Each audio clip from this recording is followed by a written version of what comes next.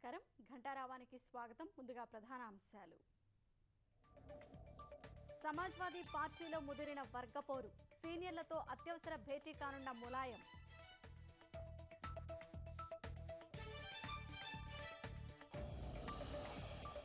ఫిబ్రవరి మార్చిలో 5 రాష్ట్రాల ఎన్నికలు జరిగే అవకాశం.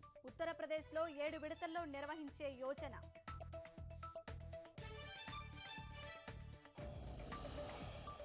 సింధు జలాల వినియోగం పెంచడంపై కేంద్రం దృష్టి.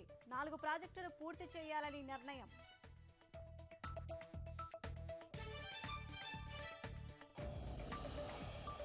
త్వరలో అన్ని పీహెచ్సీల్లో సిబ్బంది నియామకం. ప్రభుత్వాసుపత్రులపై నమ్మకం పెరిగిందన్న మంత్రి కామినేని.